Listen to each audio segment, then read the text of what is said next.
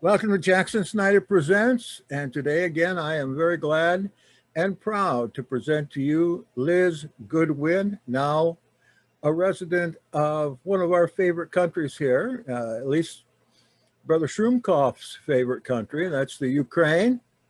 She's in the Ukraine right now. Is there such a country, or did we just make it up? It's real.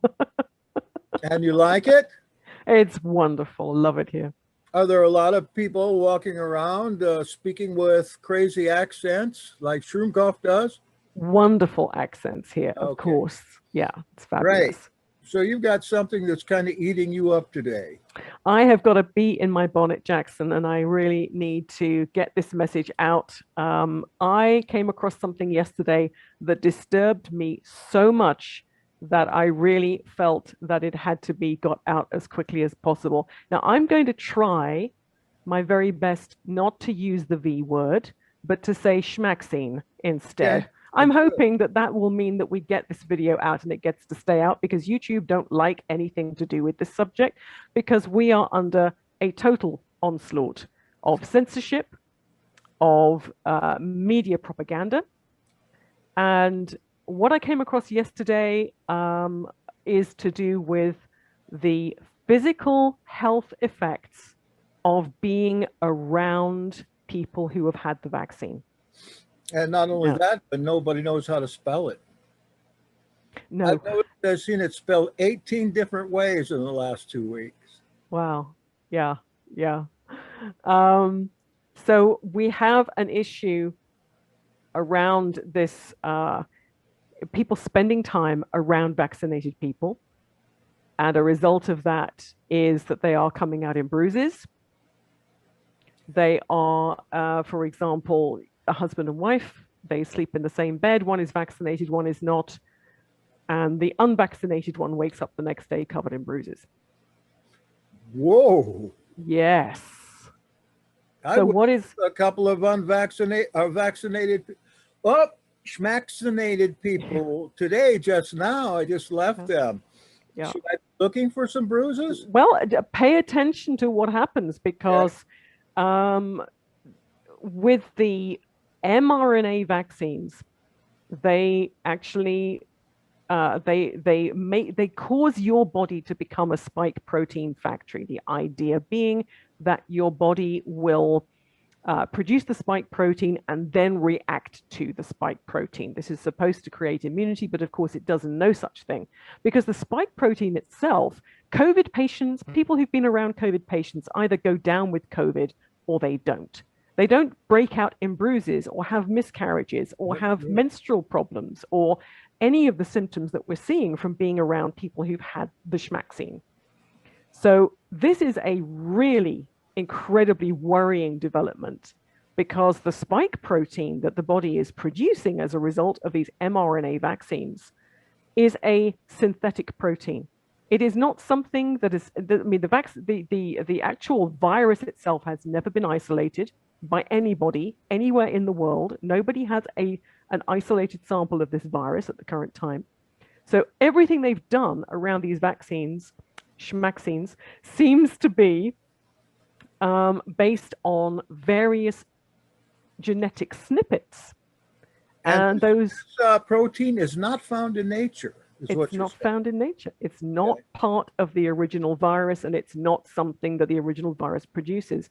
But what is happening, you will have heard, I'm sure, of people having clots after having the vaccine, schmaccine. And there are people who have also had big bleeds afterwards, so breaking out. So they have these huge amounts of bruising all over them.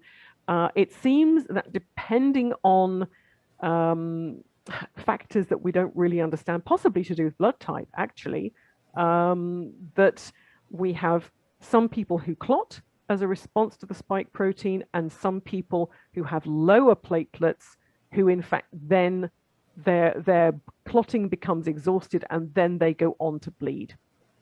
So if you're look, around these people, there's a little bit of a definition you need to give us, and that is Yep. what you mean by spike. yeah. So you've seen the cartoons of the coronavirus, Yeah. and it's got those little spikes all over the outside. Yeah, those little spikes, they represent this idea of a spike protein. Those spike proteins are the things that your body's supposed to be reacting to, but they've created a totally synthetic protein, and they've caused people's bodies to produce it. And when I came across this yesterday, I just thought, my goodness, we've got to talk about this. Now, I am going to do a screen share because I want people to hear what this nurse has to say on this subject. Now, let me All right. I need to give you permission to do that. Lovely. And I have a question to ask you in the meantime while I'm doing that. I know a fellow that was set up to do an operation, an important operation. And when he went to the hospital to have it done, they refused to do it because he would not take the test, for COVID. And I asked him, why not? I had to have that test when I went in. And it was very uncomfortable, but I didn't see anything added to my body from it. He says that the COVID test itself causes cancer, and that auxiliary thing that came along right after that was that there are nanobots on the testing swabs that they are putting in your head from that will cause cancer. So he didn't get his surgery he needed. Wow. And evidently he won't get the surgery until he takes the test. That's the only reason I did. I inspected the swabs, of course. I didn't see anything on them. They came out of sterile packaging. Can you address that in some way? Yeah. Now, the test is a horrible test. It's a very interesting test because I have heard nurses talking about this who have said the way that this test is being done, putting the swab right to the back of the nose, right in the back of the throat, it's never been done before. This is not a normal method of testing, which should ring alarm bells straight away. Now, I have heard all sorts of things over the years about nanofibers in cotton wool. I've heard things about nanofibers on these swabs. I have not seen that. What I have seen is a video showing that the little fibers in those swabs, and I've had those swabs because I've had to be tested, obviously, traveling around. In order to get here, I had to be, I had to be tested when I got here. The little fibers actually will break off inside your nasal passages, and that could, of course, cause a problem. I'm not aware of this being a problem with these swabs, but I have got a video to show you of nanofibers in masks, and I would not be at all surprised if there is a contamination risk. The only thing that we as believers can do when we are faced with the need for a test like this is to ask for God's protection, because that is, Amen. we are absolutely, we've got to, that's why I call this a total onslaught, because they're going to get you one way or the other. If they don't get you with the nanofibers in the mask, they're going to get you with the vaccine, or they're going to get you with someone else who's been vaccinated. This is democide. Okay, democide. Democide. Yeah, so I can see that. Do you think there's any danger of transferring boogers from one nostril to the other? Well, now I had to have a test when I was in Turkey before I left Turkey, and they put the swab in my throat and then stuck it up my nose. I don't know whether it's worse that way round than the other, but it was not pleasant. It was horrible. I don't think that, here when you're in Ukraine, because of course, this is a bit more civilized than Istanbul was, just differences. We had separate swabs for separate orifices, so I had a different one up the nose and a different one in the throat. So that wasn't quite so bad, but still not pleasant. Not pleasant at all. Well, I had mine, and then the next day I would go to get the surgery, and they said, we don't have your COVID test results. And I said, well, I did it. They said, you're going to have to do it again. Oh. And a big, mean-looking nurse did it this time. And did she ever stab me?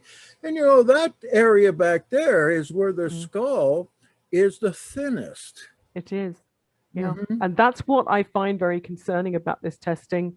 In England now, they are literally trying to tell people that they should be testing themselves twice a week at home. Oh, jeez. So people are doing this, and this is not healthy. It's not a healthy mindset.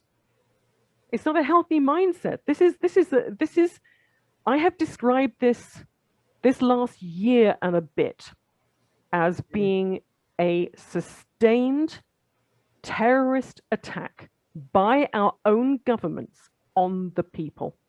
That is the only way I can describe it, because we have seen the use of fear. They have literally in their own documents admitted that that is what they're going to do to control the population. We're going to make them so afraid that they'll do whatever we tell them to do. Well, This to prohibit a surgery over Yep. a test, I mean, there's got to be something more here than meets the eye, for sure. Yeah. I heard of a case yesterday of a woman who she was extremely ill. There was a risk that she was having a heart attack. She was taken to an A&E, that's an accident emergency in the UK. Mhm. And when she got there, she has a terrible reaction to masks that she finds them incredibly distressing. She was actually refused entry to the hospital for testing because she could not wear a mask. And this is a woman who could have gone home and keeled over dead. Yeah. Thankfully, she didn't, and she ended up going to a different hospital the following day, who accepted that she was exempt, because there are exemptions in the UK. That is criminal. Isn't it criminal? It just shows you the level of lack of compassion amongst people in the health service. These are not our friends. There are good nurses and there are good doctors, but they are the ones who should be coming forward and speaking out about what they're seeing and what I'm hearing. So I'm going to cue this up. So how do I do this? Let me share my screen. Now I need audio on this as well. Share Okay, sound. so when you go to share, there's a little tick. There's Yep. a little checkbox down there that says share computer audio. Yep. And So you if I want to tick that too. do, I want to click the optimize for video clip as well. Sure, why not? Let's do that as well. So let's click on that and share her video. Now I've queued it up in a sensible place. So let's just listen to this for a couple of minutes, because she is going to reel off a large number of incidents that she's had reported to her. She is a nurse, and therefore I take her word for it. So let's have a listen to her. Let her rip. Contact with, and men, I have men too, who have come in contact with people who have had this backs, and I'm saying it this way so I don't take my video down, have suddenly become covered in strange bruises. Women have had as young as 10 years old, 10-year-olds starting their periods early, 11-year-olds getting 2 periods in a month suddenly from being around people who have had this done to them, people getting severe migraines, disrupted sleep patterns, people having clots the size of their fists, people that were in menopause for years suddenly having severe periods with grapefruit-sized blood clots. This is happening to all kinds of people. Men that are, their spouse had the vaccine and they go to bed at night and sleep next to their spouse, wake up covered in bruises. Countless testimonies. If you go to my website, truthunmasked.org, and click on Stay Away, and then it says Warning, you can see a video of a doctor, and his name is there. He's explaining this process to you, and another woman who's giving you this warning. There's yet another doctor who is warning her patients that you need to call ahead of time and let them know if you've had the backs, because she doesn't want you in the office because they treat pregnant patients, and she doesn't want people who have had it around the patients because of this. Because there's a risk of people having stillborn or damaged fetuses if they're around people who have had this backs, because it can affect and cause miscarriages. And there doctors who aren't being stupid and going along with all this CDC bullshit are trying to keep their patients safe. So I'll read a couple of these comments here. My partner is getting sudden nosebleeds with huge clots. Somebody else said they're getting migraines. I just got off my third period in less than 2 months, been around 4 total.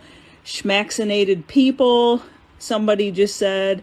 And somebody else just said, I must have had a headache this last week right now because of these retards. And it's true. And I know somebody else on here, I don't know if you want to talk about it, but lost a pet who had schmaccinated people were petting their pet and lost their pet. This is how dangerous this is.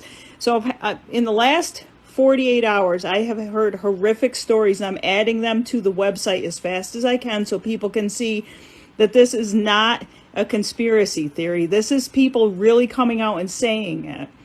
There's no way of knowing how long that it lasts.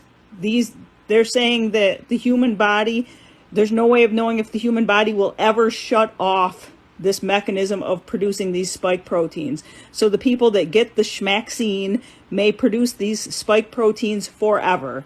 So it may never be safe to go near them again.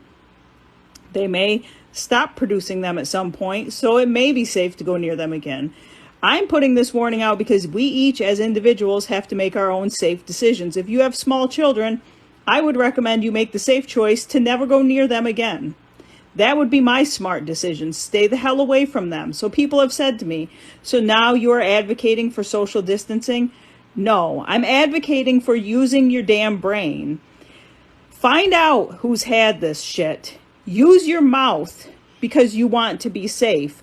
These people are not smart people. These people are not people who care about your health at all because they've done no research and have not used any common sense. They are doing things that are actually going to harm everyone around them. I think that makes that point. I guess. I mean, this is almost, I hate to say it, but I will, spiritual evil, if it's a contact kind of thing. Yep. It's something like we have never seen before outside of some virulent bacterial disease. Yeah. It'll just jump from one person to the other. I'm a little concerned about having lunch today with my mother. I'm going to stay away from her. Give me a good reason to. just be careful and cautious because we have to be. I don't know how much of a difference it makes which vaccine people have, but I find it very concerning that these reports are coming out and there are more and more and more.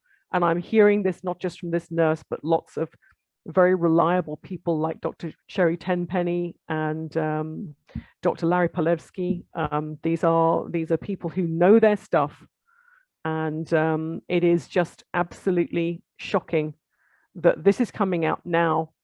I heard a story today, a chap who his father rang him and said that his neighbor had been over to borrow some tools. They were working on a car together. He said he wasn't feeling very well. He was short of breath. This person who was writing this comment said that he'd gone back 10 minutes. His father had gone back 10 minutes later and found the chap had collapsed. And so he was working on him, calling the ambulance, managed to do a bit of first aid, and ambulance arrives, takes him off to hospital. Now he's on blood thinners because he had a clot, and he had his second AstraZeneca jab just a few days ago. This is a robustly healthy 79-year-old man who was fit enough and healthy enough to work on his own car, and now he's in hospital because of a vaccine, schmaccine. So this is absolutely, we are looking at evil on a level that I don't think, I mean, let's just go to the next thing that I've got queued up here. So let me just share my screen again. Let me just, The nurse that wanted to give me the second test, when I said no, she said, I understand nobody around here is taking it. Yeah. The vaccine, talking about the medical trade here locally with the Cleveland Clinic. Yeah, because they don't want it. Yeah. Nurses and doctors, they don't want it. And so many of them are not taking it. If they're working around that every day, they're not going to take it, evidently. No. And what does that tell you? These are people who've been around it. I mean, let's face it, it's not that many years since we had whatever it was. I think it was it swine flu, or was it one of the previous SARS viruses where they decided they were going to vaccinate all of the healthcare staff. They did that in Britain. And then there were large numbers of people with, was it catalepsy, where they just fall asleep? They had this dreadful problem, and of course they couldn't carry on working. Recently, I came across a chap on Twitter whose wife had her AstraZeneca jab, and then she went blind. She's gone blind. She's lost all the sight in one eye, and she's lost 70% of the sight in the other. Or she's only got 70% of the sight in the other. I forget which way. This can't all be coincidence. It's definitely not coincidence. We've got to face the reality that it's not. Now, I'm going to share this headline. Okay. Because this really needs to be seen to be believed. So here is an article. This is today's article in the Mail, the Daily Mail. Is TV's favorite SAGE member? So SAGE is the Scientific Advisory Group for Emergencies. This is the British government's advisory group. So her name is Professor Susan Michie. Is she such a big fan of lockdowns because she's a communist? And she is a communist. Not only is she a communist, but she's an incredibly wealthy communist, as many communists are. Isn't that interesting? How it's always the people who are born into money who want to strip everyone else of theirs and take control of everyone. So this woman has been on the Scientific Advisory Group for Emergencies, I believe, since the beginning. She is she's an expert in behavioral science, I believe. And of course, isn't that just perfect? We have a conservative government, supposedly. They have allowed this woman free rein in that committee to push this idea that we should have lockdown, as if this has done anything. It's done nothing. We've got the same death rates as Sweden. It's, you know, in fact, actually, I think our death rates have been worse than Sweden's, and I can see why. I can see why. Because nanny? Stalin's nanny. She was such a shall we say, she was somewhat intense in her beliefs in her youth. And when she was at university, apparently that was one of the nicknames that she had. This is not somebody who should be involved in guiding our government in any way, shape, or form. People like that are the very last people who should be guiding our government. Right. They're exceptionally dangerous people. And then we have the press. I'm going to click to the next one. So this is actually an article in the Telegraph. This is from a few days ago. This is from a writer who says that she'll take a microchip if it means she can go on holiday.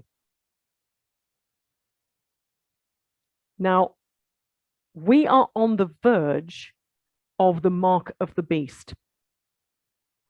That is exactly where we are, because this is what it's all about. It's all about bringing in this Schmaccinated passport.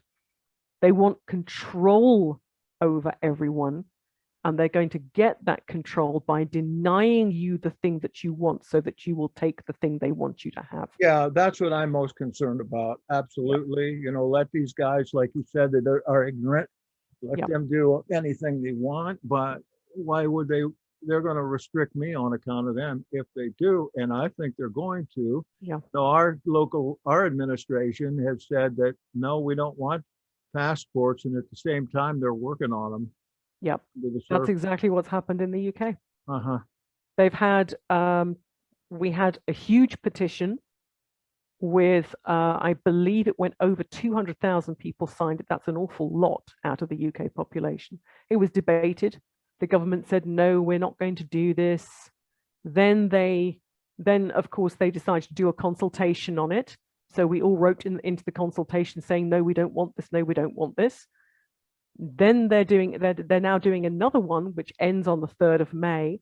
And they're intending to bring in the vaccine passports on the 17th of May. So they're not listening to the people. They don't actually care what we say. It's all just window dressing. Even this headline, it's inane. Yeah. It's inane. Yeah.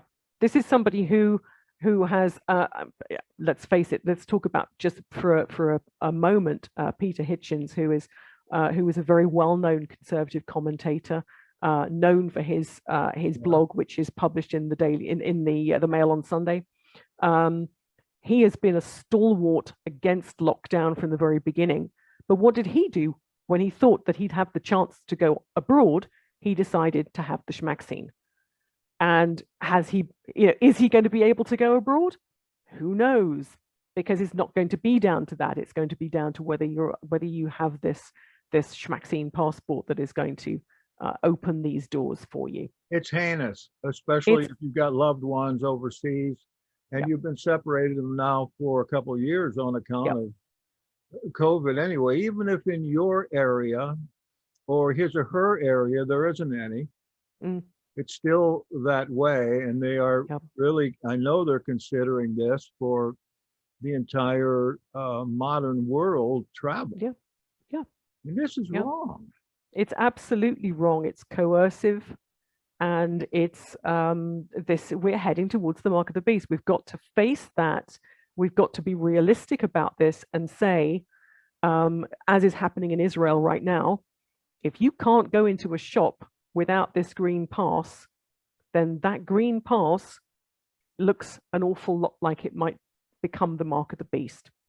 Because if you can't buy or sell without that thing, whatever that thing is, how much longer before you can't buy food? I don't know quite what the situation is. The mark of the beast historically was the tax stamp. That if you paid your taxes to the Romans, you would get a stamp. And this is in 68 AD primarily. It had Nero's name on it and had the year. And unless you had that stamp, it can prove that you paid your Roman taxes, which was usually 50 or more % of what you could possibly make. Then if you didn't have that stamp, you couldn't even barter. And yes, it's looking like something very close to that. It looks like a repeat of that kind of level of control, which we do not want to see. Now, I'm going to share an image that I found earlier today, and I think this is such a very sobering image. 262 million people were killed by their own governments in the 20th century. The deadliest mass shooter is the state. They're just finding a different weapon. They're using a different weapon, but it is very much the same attitude and the same set of beliefs. And it is, if it is not actually communism, it's something that behaves like it. Well, I thought our government today is communist. There's no doubt we got a senile old man as a president, and the one second in charge is a hardline communist. I'm sorry if I get censored for that, but that is the opinion of an awful lot of people around here. Absolutely. So I'm just going to play a short little video clip of Stanley Johnson. Now, let me just, for my American audience, let me just clarify who Stanley Johnson is. Stanley Johnson is Boris Johnson's father. He has written many books on overpopulation. So if we think that as they say, that if we think that the fruit fell far from the tree, it probably didn't. Let's have a listen briefly to what he has to say. I've queued this up in a fairly good spot, I think. So let's have a listen. Whereas if you have a declining population, which is what I would aim for, then of course even a stable economic growth situation will give you increases in per capita income. So that's where I stand on that. Do you have a sense of what the carrying capacity of Britain is, or of the world as a whole? Or? Well, Britain, I put it at 10 or 15 million. I think that'd be absolutely fine. I mean, that would do us really splendidly. At a limit, 2025, I think it's complete nonsense that we are now confronted with an island, would you believe it, of 70 million people. I wrote a paper, I think it's the only paper the Conservative Party has ever published, and it was published as an old Queen Street paper in June 1972, oddly enough, and it was called Britain Needs a Population Policy. And you could still argue that today, I mean, right now. I certainly could. But what has happened, of course, is that we have all been, as it were, shunted off course by what you might call the rise of political correctness, because you can't talk about this now without being saying you're anti-feminist because you're telling women what to do with their bodies, or you're racist because you're saying it's the browns and the blacks and the yellow races who mustn't have, or you're a left-winger because you're really trying to get at the capitalist society. So it's a very, very difficult one now, and I would say that at the very least, the governments of the world have to start talking. The government of this country has to start talking seriously about immigration, because if you look at the rise in Britain's population now, you will see that, as it were, there is a really serious differential in the fertility of the immigrant population to the fertility of what you might call the indigenous population. I think that's quite enough of Stanley Johnson. Really, you know what? These fat cats, when they get rid of all these excess people, who's going to work for them? Quite. What an exceptionally disturbing thing to hear. Mm-hmm. The population of Britain, in Stanley Johnson's view, that the carrying capacity of Britain is 10 or 15 million people. And Deagle.com have a forecast of the population of Britain by 2025 being just 14 million, which is a drop of something like 78% from where Britain is right now. How are they going to achieve that? How are they going to achieve? Are you aware of Deagle.com, Jackson? No, but I have read this last week the ongoing comments of Prince Philip regarding minorities and who should be eliminated. No, he's an old-time Nazi anyway. And here all this time in the back of what's been going on in the front, we have had a seminal racist there in Great Britain. I don't know that he has any actual government authority, probably not, but he certainly, his opinions are certainly part and parcel of those of his generation. Yeah. Right, I'm going to do a couple of more little shares here. So let me just share again. Let's do this one. So here's a very important question. I noticed this meme the other day. So it says, so these people taking the schmaccine, will they still be allowed to donate blood? And if so, will the recipient ever be made aware? That's a scary thought too. It's like in the early 80s when they didn't know what AIDS was, HIV was all about. They don't put that blood in everybody's veins. Yeah. Without knowing any difference. Yeah, it could be exactly the same scenario. It could. And certainly if whatever it is that's creating the spike proteins is in the bloodstream, gets into the bloodstream, then of course that will cause problems if someone then receives that blood. So that's a really nasty thought. Now I've got to convert to Jehovah's Witness at this point. Yeah. Well, the life of the animal is in the blood. So, they've got a very, very valid point there. There are actually alternatives to receiving donated blood, but they are not really, there's not much research or funding being put into that research. People have got to make up their own minds, but at this point, with the number of people who are vaccinated, which I think at the moment in the UK stands at about 48% of the population they claim have been vaccinated, then that's a very scary thought. If you needed blood, I wouldn't. What was that percentage again? 48%. 48%. That is scary, isn't it? And now they're offering it to. They've already been offering it to my age group. Of course, I got a text from the NHS, which I promptly ignored, and other people, of course, now they're now offering it to people over the age of 30. And we have people just dropping dead left, right, and center from myocarditis, which is inflammation of the heart muscle. We've got people dying from blood clots.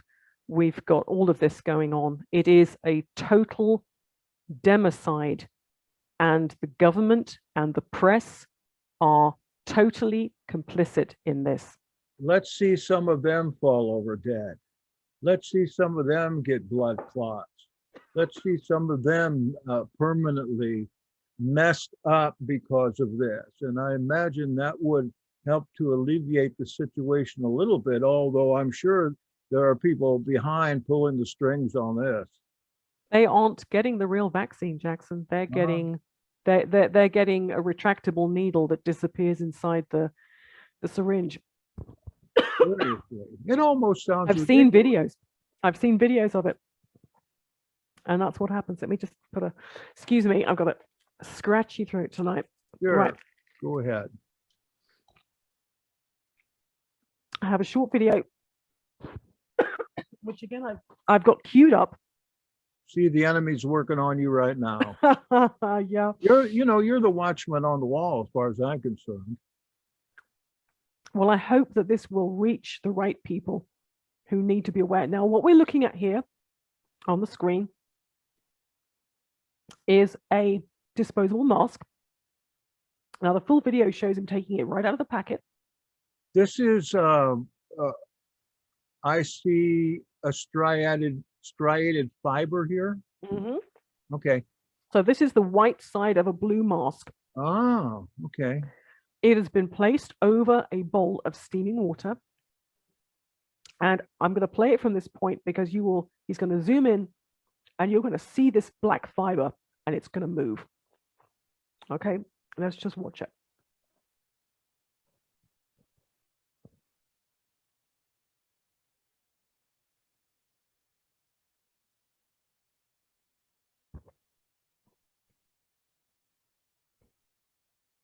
And you'll see it right in this upper part of the video here. You've got to pay attention that there's steam coming through this, so it's quite faint. There it is.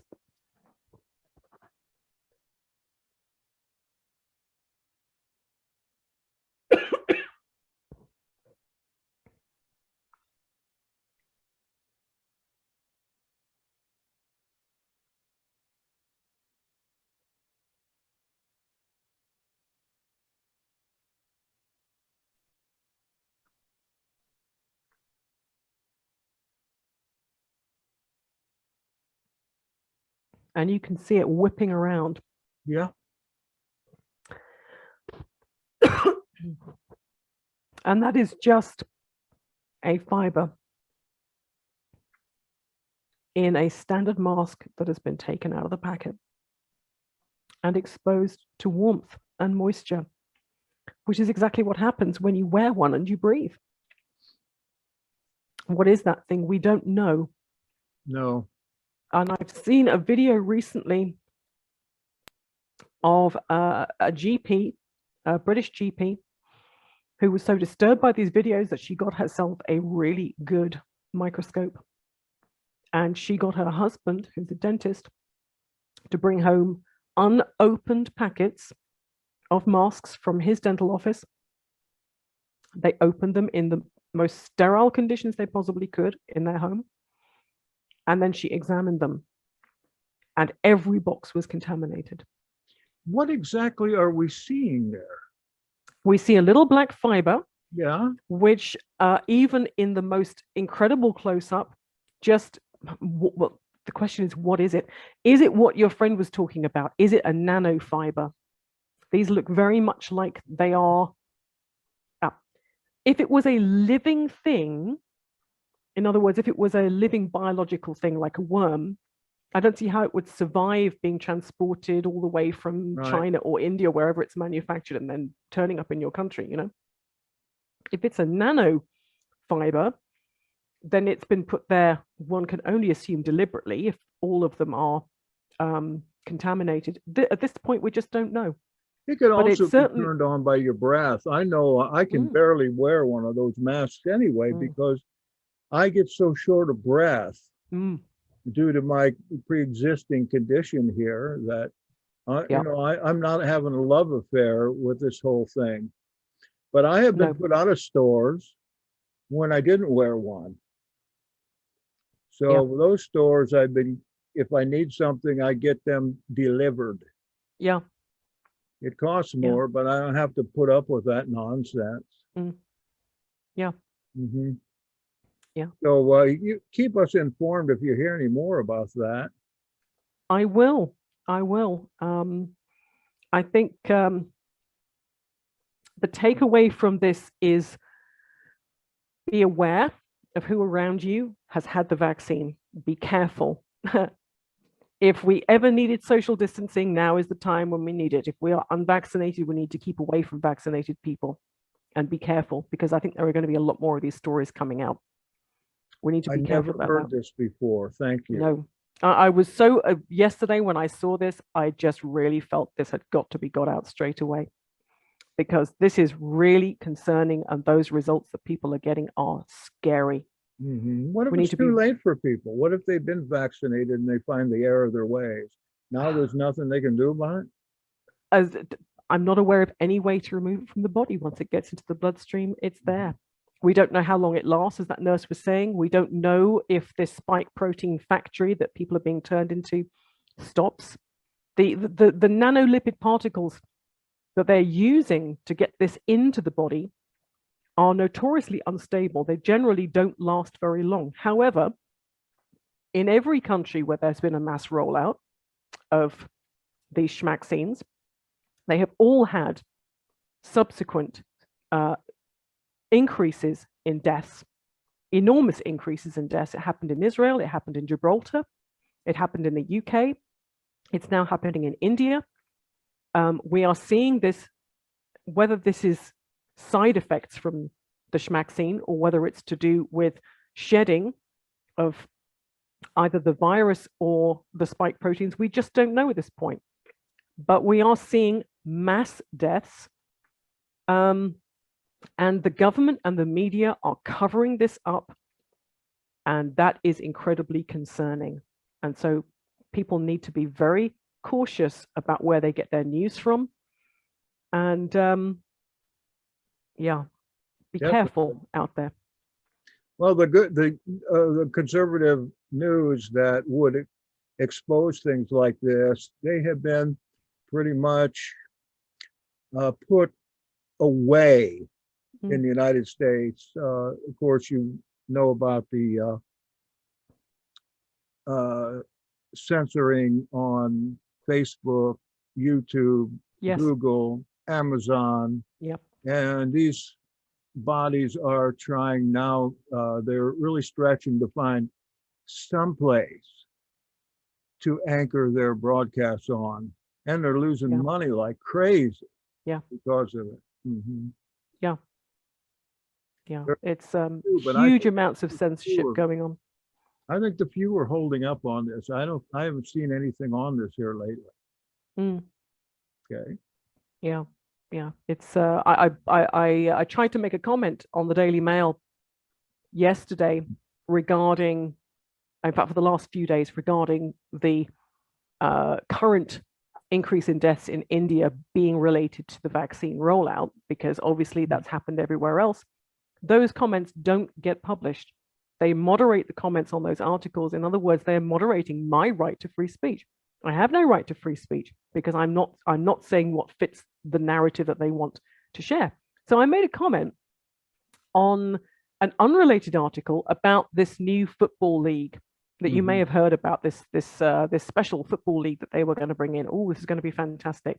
And I made a comment along the lines of, what if people could get this worked up about something that actually matters? For sure. Like the fact that we're seeing this going on. And I made these comments.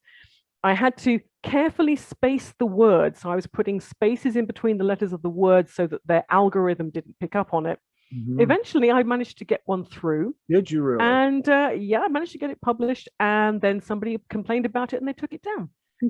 Because we're not allowed, even on an unrelated article, to point out that the schmaccine rollout is connected to the increase in deaths.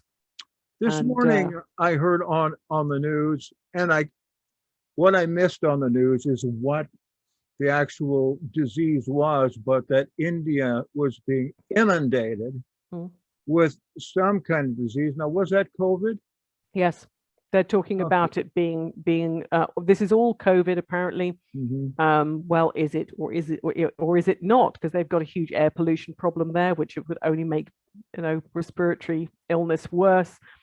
We just don't know. At this point, we as believers must place our faith in our Heavenly Father. We must trust in Him to protect us. Amen. And we must stick close to Him and rely on Him to order our footsteps, because there's no way that you're going to avoid these schmaccinated people. They are going to be out there. You're going to bump into them in the supermarket.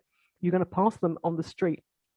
So we've got to be careful to limit our contact with those people and trust in God that He will guide us to do just that when it's necessary. Because at the end of the day, it's our Heavenly Father who we have to rely on, because we're just not going to know. Oh, for sure. There was a positive note at breakfast this morning after, as you know, I played the piano in a church, and but I practice Messianic faith. I was out with some friends and relatives this morning, and the good news, according to one of them, was, well, at least nobody's dying of the flu anymore. Yes. Yeah. Well, what happened to the flu? What happened to the flu is that it got relabeled as coronavirus. Right. And actually, did you hear? Now, this is going back probably the best part of 10 years. The CDC were testing people with flu, and they found that only 16% of people who have flu symptoms actually have the flu. And that was then. So, just because somebody has flu-like symptoms doesn't mean that it's the flu. For sure. But again, just this idea of, oh, nobody's had flu. Yes, lots of people have had flu, and they've been told that it's COVID, because the PCR test can't be relied on. I mean, the PCR test is not designed for this at all. The guy who invented it said, if you do enough amplification cycles, you can find anything. Course. So if you do 50 amplification cycles, you could find whatever it is that you think you're looking for. And since we don't have an isolated sample of this virus, then we simply don't know. They don't know what they're looking for in the first place. True. So well, keep us up to date on this, and let me ask you a personal question. How are you enjoying the Ukraine now? I'm so happy to be back. You had a good day, huh? It's lovely here. So we have many old streets in this part of the city, beautiful cobbled streets. So you've got very old-fashioned look and very sort of I was going to say Georgian type architecture, but of course that's English George. That's not their George. Yeah, This is kind of that era. Very classical architecture, beautiful buildings, and yes, it's just lovely here. Sunshine and warmth. You mind telling me what city you're in? I like to research these things. I'm in Odessa. Oh, right by the Black Sea. Okay. So yes, look it up. There's some Nazarene history that has to do with Odessa. Oh, really? We'll talk about that later. Yeah. Ah. Well, thank you very much, and I wish you the best day of all. And I wish that you crack the case, and somebody starts listening to you, because if they don't, we're all in for it. Yeah. We're all in for it. Yeah. And I'm going to try my best not to get this. Well, what's the word? I just lost it now. I just used it a minute ago. Censored. There we go. Not to get this censored wherever. Yeah. And if it is, I'm just going to start sending out to everyone I know. Yeah, fantastic. Okay. Yes, let's trust in God and try to get these messages out. I love you. Next time. And you.